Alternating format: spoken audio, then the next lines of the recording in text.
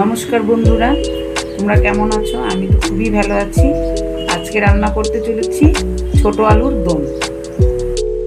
এটা কিন্তু নিরামিষ আলুর দম, যার জন্য লাগছে কড়াইশুঁটি, আর এখানে কিছুটা আমি মশলা পেস্ট করে নিয়েছি, কাজু বাটা, দই, একটু গরম মশলা, টমেটো, আর এটার জন্য লাগছে আলু। আমি কিন্তু ছোট আলুর সাথে একটু বড় আলু দিয়েছি, তাহলে একটু বাড়বে তাই।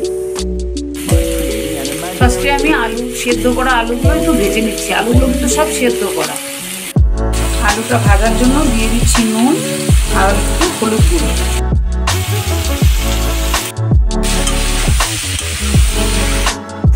আলুগুলো ভেজে উঠিয়ে নিয়েছি।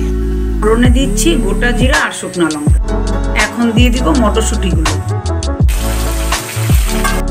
এই মশলাটা পেস্ট করে রেখেছিলাম দিয়ে দিলাম। লঙ্কা বাটা, আদা বাটা, টমেটো বাটা, কাজু বাটা, একটু টক দই, সামান্য চিনি দিয়ে দিলাম,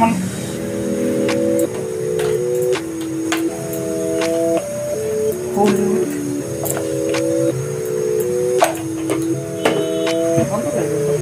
লঙ্কার গুঁড়ো,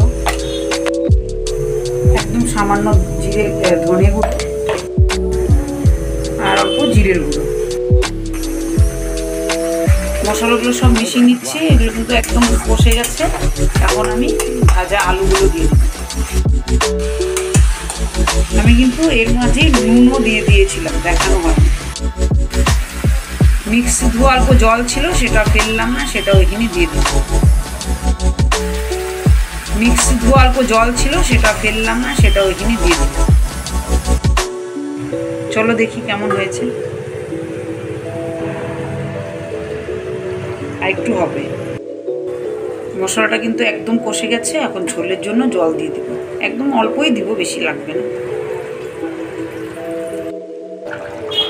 ঝোলটা কিন্তু টকবক করে ফুটছে। এখন আমি লঙ্কা দিয়ে দিব, কাঁচা লঙ্কা। আমার আলুর দমটা কিন্তু কমপ্লিট। এখন নামানোর সময় একটু ধনেপাতা দিয়ে দিব। আর কেউ যদি চাও কসুরি মেথিও দিতে পারো।